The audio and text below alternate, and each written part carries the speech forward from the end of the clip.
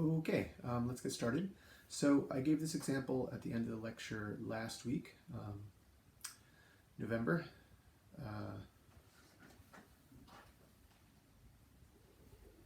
Friday the 13th, November the 13th, and I didn't have time to finish it, so I just wanted to explain why this example also leads to mutual gains from trade, and this is a sort of Ricardian example because, as you can see,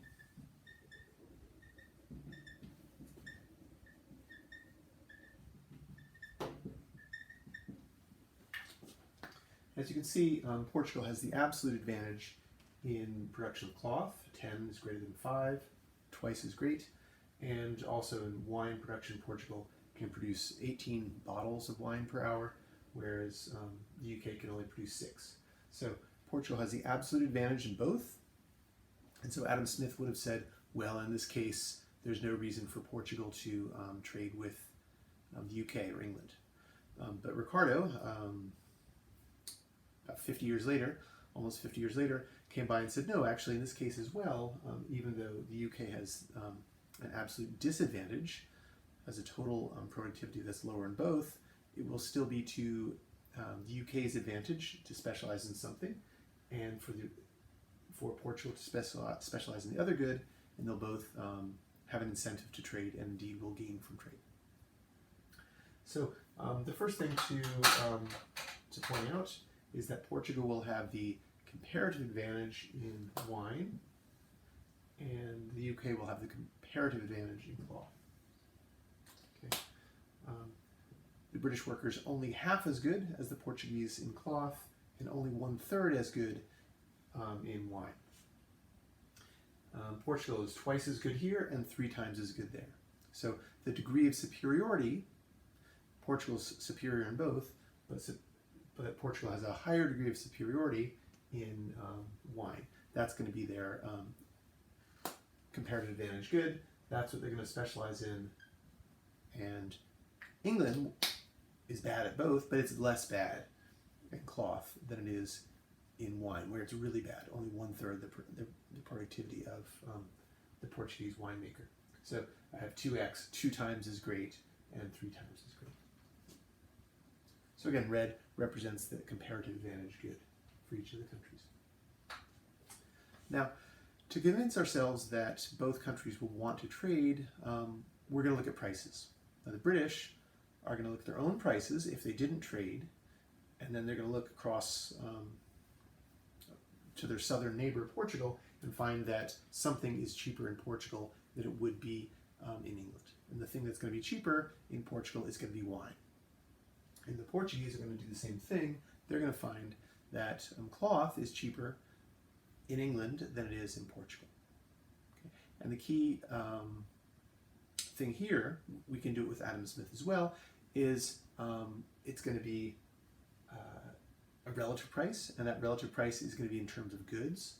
Okay? So England is going to find that the price of wine in Portugal is cheaper in terms of the cloth it has to pay than if it took its cloth and bought wine in England.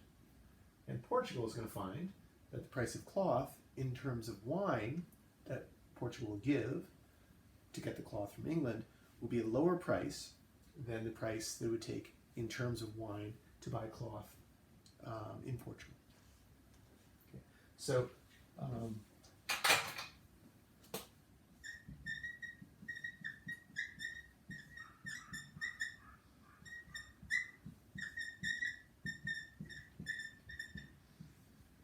So let's look at the autarky price, the price of cloth in terms of the price of wheat in the UK.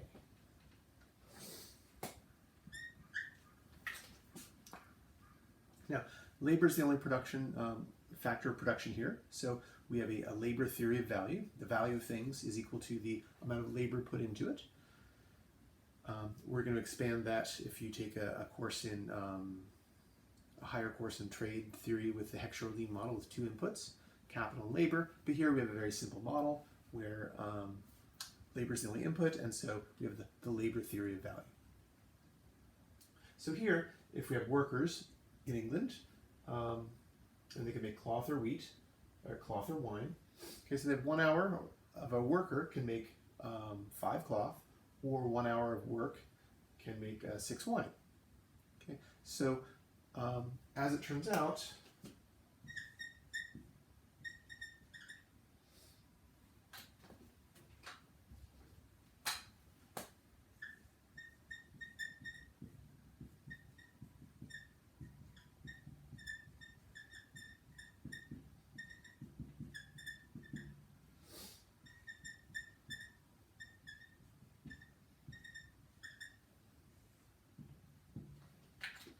yeah, see that? So the price of cloth in terms of wine, or how much does cloth cost in terms of wine? Well, it costs 6 wine. Why does 5 cloth cost 6 wine? Well, because you can take that 1 hour and you can make cloth and you'd have 5 cloth, or you could take that 1 hour and make 6 wine. So it's an opportunity cost. Ricardo didn't call it an opportunity cost, although that's what he was doing. Later, Haberler, 1905, I think, reframed it as an opportunity cost problem, but that's exactly what it is. The opportunity cost to make 5 cloth is 6 wheat, or 6 wine, because you'd have to sacrifice an hour of work in the wine sector to make that 5 cloth.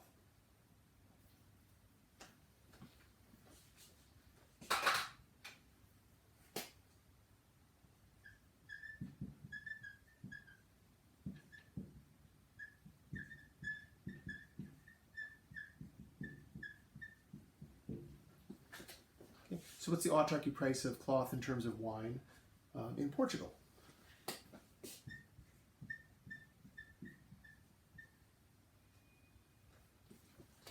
Well, with 1 hour of labor, you can make 10 cloth, or with 1 hour of labor, you can make 18 wine. Right? So to make 10 cloth, you'd have to give up, you'd have to take a worker out of the wine, or 1 hour of work from the wine sector to make that cloth. So you can have 10 cloth or 18 wine. That's your opportunity cost, but that's actually the autarky price, the going rate, the exchange rate within Portugal and within UK before they trade. Okay. So imagine an economy with no money and people are just working and they're buying and selling cloth and wheat, or they're trading cloth and wheat. Right? So if they make wheat, they can buy some cloth. If they make some cloth, they can buy some wheat. And because the unifying currency, if you will, is the labor that goes into it. Okay? We can add money on top of this. Typically in a chapter 2 of an undergraduate textbook, they'll put dollars and wages on top of it, but it doesn't change the underlying real story. We call this a real analysis, or a real economy. But we're trading goods for goods, so we have a relative price measure here. Okay, so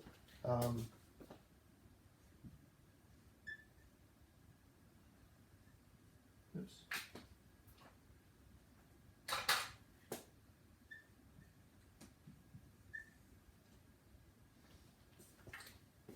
So in the UK we have 5 cloth or 6 wheat, and in Portugal it's 5 cloth or 9 wheat. We can change this to cost. So that would be the going exchange rate in Portugal. So if a British fellow had made some cloth, who worked hard for an hour, he made his 5 meters of cloth, and he went to Portugal, he would find that the rate in Portugal is 10 for 18 or 5 for 9. So you could take that 5 cloth and go to Portugal and say, I'll give you 5 cloth for some wine. And the Portuguese might give him 9 wine, or the wine traders might just give him 8 wine. So let's consider 8 wine.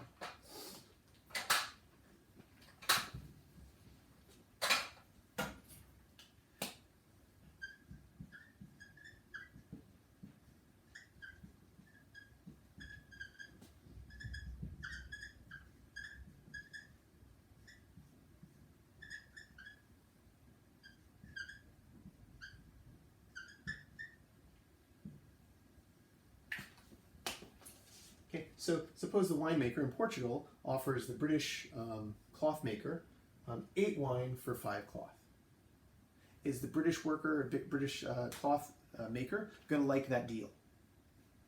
Well, if he gets 8 wine for his 5 cloth, that's better than he would have got in England. Because in England, the going rate is 6 wheat for 5 cloth.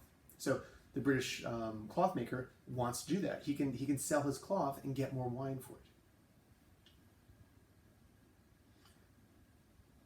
And indeed, this trade will also be advantageous to the winemaker, because the winemaker for 8 wine can get 5 cloth, whereas if he trades with his Portuguese cloth makers, they will demand 9 wine for the 5 cloth. Right?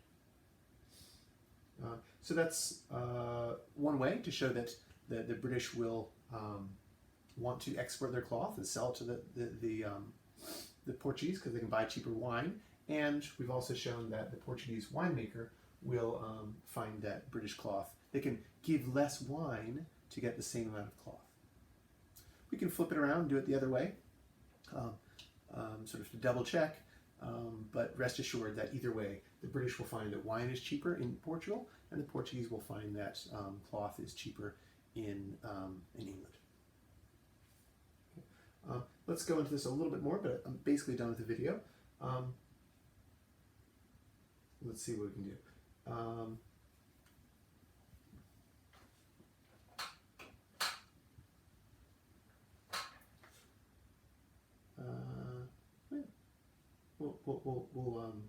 Maybe we'll end the video there.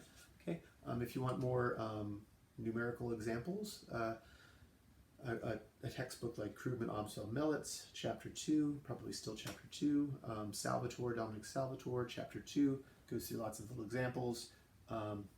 They explain how the labor saved by trading with another country. Right? Basically, you're saving labor here. Right? You're 1 hour of cloth gets you more wine, or for less cloth or less labor into cloth, you'll get more wine. You can think of it in more than one way, but they're all equivalent. Okay, so let me just stop there. Stop the video. If you have more questions or want more readings, then send me an email and I'll do that for you. Thanks.